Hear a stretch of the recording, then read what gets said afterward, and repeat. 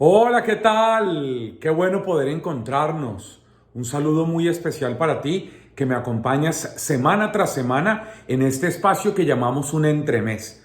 Me da mucho gusto poder compartir contigo y encontrarnos y celebrar juntos nuestra fe y también prepararnos en medio de este tiempo, de esta época de pandemia, de dificultades, en donde pues seguimos enfrentándonos a este desafío, ¿no?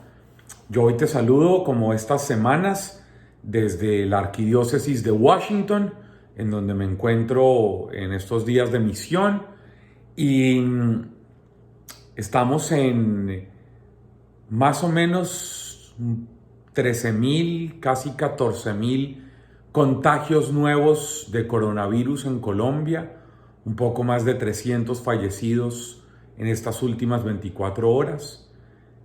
Seguimos con situaciones que implican nuestro cuidado, nuestra atención, nuestra responsabilidad.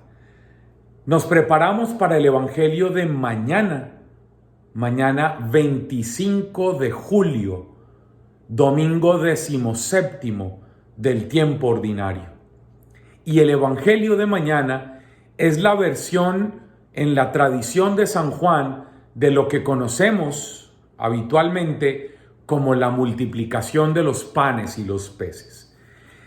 Es decir, estamos en la primera parte del capítulo 6 del Evangelio de Juan, los versos del 1 hasta el 15. Evangelio de Juan, capítulo 6, versos del 1 al 15. Dice así la Escritura. Después de esto se fue Jesús a la otra ribera del mar de Galilea, el de Tiberíades, y mucha gente le seguía porque veían los signos que realizaba en los enfermos. Subió Jesús al monte y se sentó en compañía de sus discípulos. Estaba próxima la Pascua, la fiesta de los judíos. Al levantar Jesús los ojos y ver que venía hacia él mucha gente, le dice a Felipe: ¿dónde nos procuraremos panes para que coman estos? Se lo decía para tener cómo probarle, porque él sabía lo que iba a hacer. Felipe le contestó: 200 denarios de pan no bastan para que cada uno tome un poco. Le dice uno de sus discípulos, Andrés, el hermano de Simón Pedro: aquí hay un muchacho que tiene 5 panes de cebada y 2 peces. Pero, ¿qué es eso para tantos? Dijo Jesús: hagan que se recueste la gente. Había en el lugar mucha hierba. Se recostaron pues los hombres en número de unos 5,000. Tomó entonces Jesús los panes y después de dar gracias los repartió entre los que estaban recostados, y lo mismo los peces, todo lo que quisieron. Cuando se saciaron, dice a sus discípulos: recojan los trozos sobrantes para que nada se pierda. Los recogieron pues y llenaron 12 canastos con los trozos de los 5 panes de cebada que sobraron a los que habían comido. Al ver la gente el signo que había realizado, decían: este es verdaderamente el profeta que iba a venir al mundo. Sabiendo Jesús que intentaban venir a tomarlo por la fuerza para hacerle rey, huyó de nuevo al monte, él solo. Amén.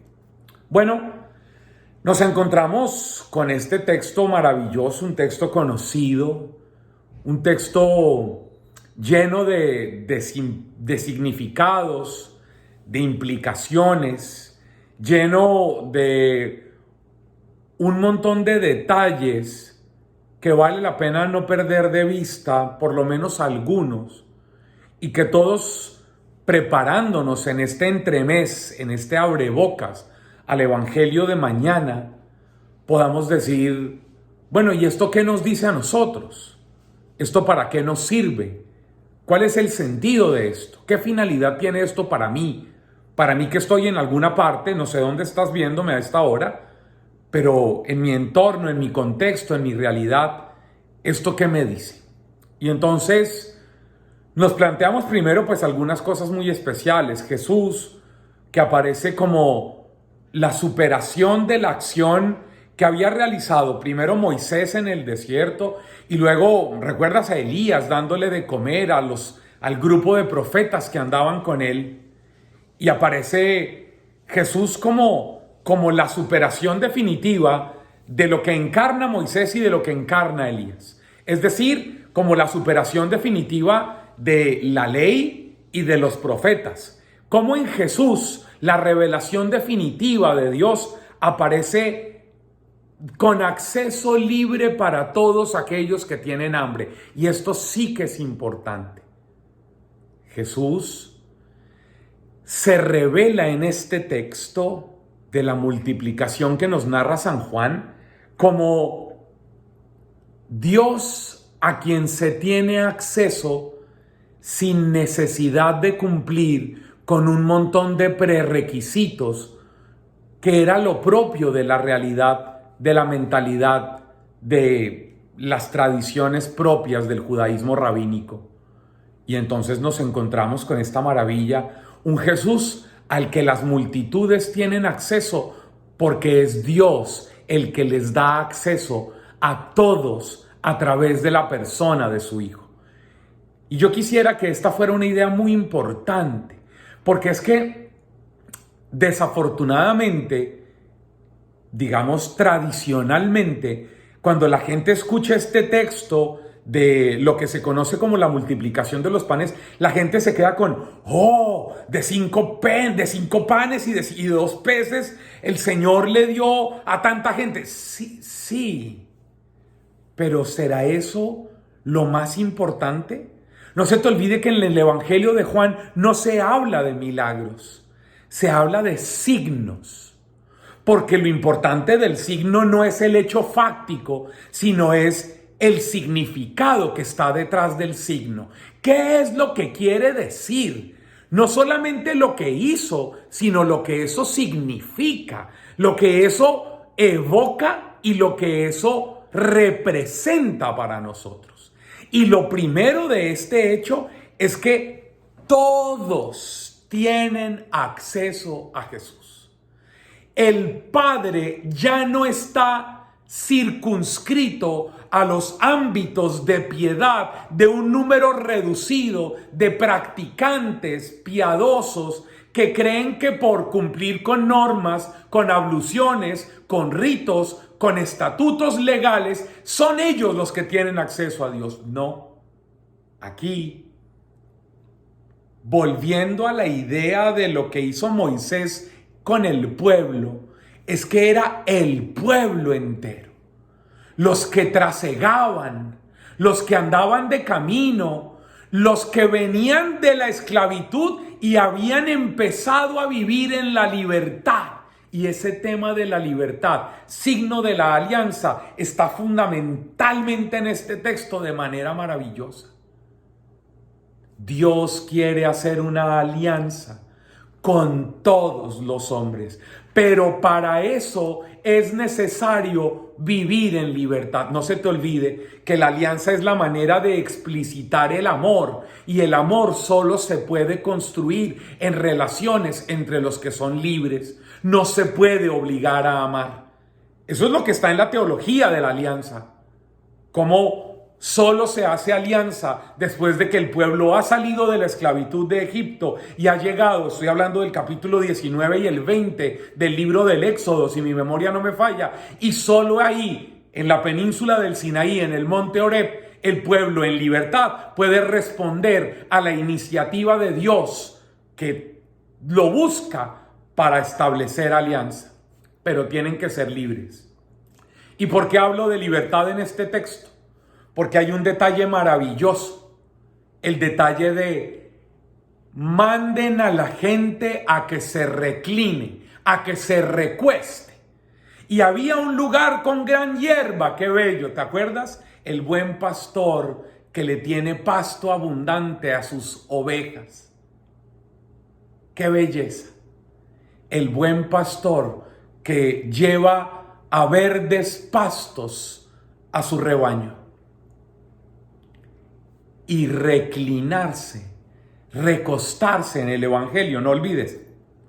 es en la sociología de la época aquello que solo podían hacer los libres. Los esclavos comían sentados, los libres se reclinaban. Los esclavos tenían que sentarse a los pies, en el suelo, en la tierra. Los libres se reclinan. Por eso es que en el capítulo 13 de la tradición de Juan nos van a contar que el modelo de discípulo, el amado, se recuesta, se reclina en el pecho de Jesús. Porque el alimento del discípulo verdadero es el corazón de Jesús, es la enseñanza de Jesús, es la palabra de Jesús. Él es el pan vivo. Es lo que nos va a contar la perícopa que viene después de esta narración de este domingo. Bueno, aquí Jesús está diciendo, hagan que la gente se recueste. Óyeme bien, tú que me estás viendo a esta hora en alguna parte del mundo, Jesús quiere hacer alianza nueva contigo y por eso te quiere en libertad. En libertad de pensamiento, en libertad de horizonte, en libertad de vida, en libertad de comprensión de la fe, en libertad de accionar, en autonomía, en autodeterminación. Dios no te quiere esclava, Dios no te quiere súbdito, Dios te quiere libre, reclinarse, recostarse. Y cuando la gente se ha recostado, Jesús ha recibido lo que los discípulos han encontrado. Esto es muy importante. La comunidad de discípulos tiene diferentes actitudes. Lo primero, unos discípulos que piensan en dinero. 200 denarios no alcanzarían para darle de comer a esta gente. Unos discípulos cortos de mentalidad, muy dados a lo evidente, a lo monetario. Otros dicen, bueno, aquí hay un muchacho que tiene 5 panes y 2 peces, pero eso no es nada para esta gente. Pareciera que ellos, los discípulos, estuvieran más pendientes de las limitaciones que de la experiencia de Jesucristo, el Señor de la vida, como el que es el absoluto y el definitivo. Ellos han hecho de lo monetario, de lo fáctico, de lo material, de lo mediático, de lo que tienen ahí a la mano, de lo inmediato, lo absoluto. Y Jesús aparece fuera del horizonte de ellos. Pero Jesús se transforma en lo absoluto, en lo relativo no, en el definitivo. Y es por esto que les dice Jesús, hagan que la gente se recueste. Y en el lugar había mucha hierba, se recostaron. Los hombres eran como unos 5,000. Tomó entonces Jesús los panes y después de dar gracias, los repartió entre los que estaban recostados. Esto es muy importante. A diferencia de las tradiciones sinópticas, en Juan es Jesús el que reparte la comida.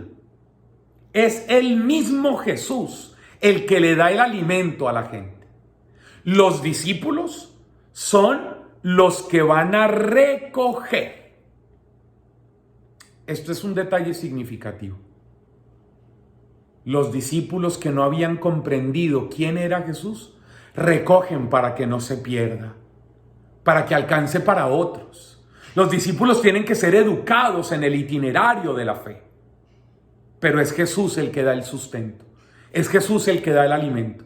Es Jesús el que muestra cuál es el sentido último del signo, no del milagro, del signo que está sucediendo en esta escena maravillosa. Pues bien, amigos, no se les olvide que lo importante de la Eucaristía no es solo comulgar, sino salir a vivir eucarísticamente, salir a recoger lo que tenemos, a darlo todo, a entregarlo, sabiendo que lo importante es que nosotros hagamos que la gente viva en libertad, que se recuesten y que nosotros podamos recoger para que nada se pierda, para que alcance para los que vienen y que están necesitados.